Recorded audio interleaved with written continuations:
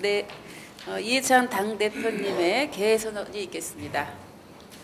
제6차 민생연석회의를 시작하겠습니다. 예, 오늘 좀 민생연석회의 회의 시간이 좀 늦어져서 다시 한번 양해 말씀을 드립니다. 저는 민생연석회의 운영위원장을 맡고 있는 남인순 의원입니다. 바쁘신 가운데 참석해 주신 이해찬 당대표님과 여러 의원님들께 감사를 드립니다. 먼저 이해찬 민생연석회 의장님의 모두 발언이 있겠습니다. 예, 조금 전에 자동차 인증부품 활성화를 위한 협약식을 맺었습니다.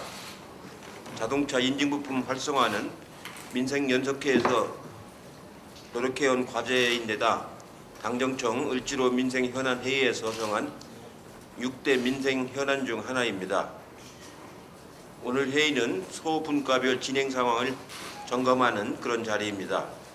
중소기업, 중소상인 분과 소속의 하도급 납품단가 조정 소분과, 복합 쇼핑몰 진출 규제 소분과, 제로페이 활성화 소분과와 가계부담 개선 분과 소속의 주거 세입자 보호 강화 소분과에서 그동안 진행 상황을 보고하고 관련 논의를 하도록 하겠습니다. 오늘 진척 상황을 보고하는 소분과별 민생 과제를 실천하기 위해 노력해 오신 우원식, 이하경, 박홍근, 고용진 의원님에게 깊이 감사를 드립니다. 특별히 오늘은 제로페이 전국 확산 캠페인에 적극 참여하신 우수 지역에 대한 특별 포상을 수여하기 위한 의견도 있을 예정입니다. 20대 국회가 마무리 단계에 들어가고 있는데 민생연석회에서도 그간의 성과가 열매를 맺을 수 있도록 노력을 해주시기 바랍니다.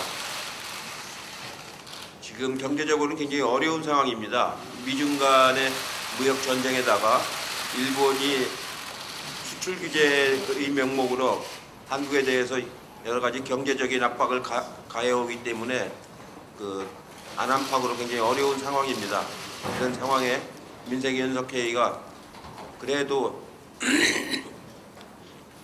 끝까지 여러 경제적인 어려움을 해결해 나갈 수 있도록 그동안에도 많이 노력을 해오셨는데 앞으로도 최선을 다해서 노력을 해주시기를 기대하겠습니다. 고맙습니다. 네, 이어서 민생단체 소통대표인 김남근 경제민주화 네트워크 정책위원장님의 모두 발언이 있겠습니다. 네, 일본의 수출 규제를 계기로 해서 우리 국가의 부품 소재 산업을 육성해야 된다는 것이 국가적인 정책 과제로 부각되고 있습니다. 부품 소재 산업 중에서 가장 많은 기업 수와 고용을 가지고 있는 게 자동차 부품 산업입니다. 우리 자동차 부품 산업의 경우에 있어서는 전속 거래 구조에 묶여가지고 부품 회사들은 완성차 업체에게만 납품을 해야 되다 보니까 헐값으로 납품을 해야 되고, 정비업체들은 완성차 업체로부터만 부품을 공급받아야 되다 보니까 고가로 부품을 공급받는 이런 이제 상황에 놓여 있습니다. 예를 들면 에어클리너 같은 경우에 현대자동차의 산타페 부품 같은 경우에 있어서는 본사가 보내주는 제품에 비해서 그 부품 가격은 한 2분의 1 수준에 불과한데도 정비업체들은 2배나 되는 그런 고가의 부품들을 사용해서 수리를 해야 되는 그런 상황에 있습니다. 이렇다 보니까 헐값으로 납품해야 되는 중소부품회사들은 기술 개발이나 이런 것들을 할 여력이 없고 해외 수출 시장들을 개척할 여력을 가지지 못하고 있습니다. 또 정비업체들은 고가로 부품을 매입해서 수리를 해야 되다 보니까 바가지를 씌우고 있다는 소비자로부터의 비난들도 많이 받고 있는 상황입니다. 결국 완성차 업체가 이 전속 거래 구조를 이용해가지고 부품업체로부터는 헐값 납품을 받고 정비업체들은 고가로 부품을 구입하도록 강요하는 이런 독과점 구조가 계속되다 보니까 소비자, 정비업체, 부품업체, 보험회사 모두 손해를 보는 이제 그런 구조로 되어 있었습니다.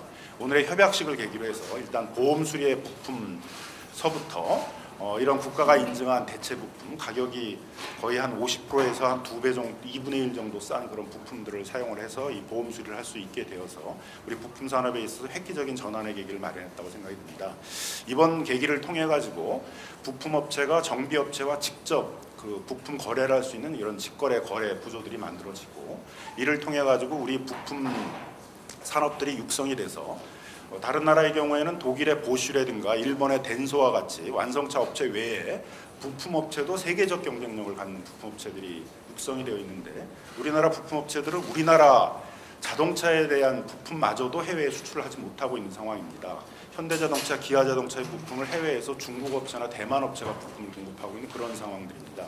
이번 계기를 통해 가지고 자동차 부품 산업들을 적극적으로 육성을 해서 자동차 부품 산업도 세계적으로 경쟁력을 갖는 그런 산업들로 육성을 하고, 정부도 이번 1년의 이제 협약들을 계기로 해가지고 지금까지는 완성차 업체를 대상으로 한 자동차 산업 정책만 있었고 자동차 부품 산업 정책이라는 게 따로 없었었는데, 이번에는 이제 우리 일본과 마찬가지로 자동차 부분에 있어서도 부품 산업, 자동차 소재 산업들을 육성한다는 그러한 어떤 산업 정책들을 갖는 계기가 됐으면 합니다.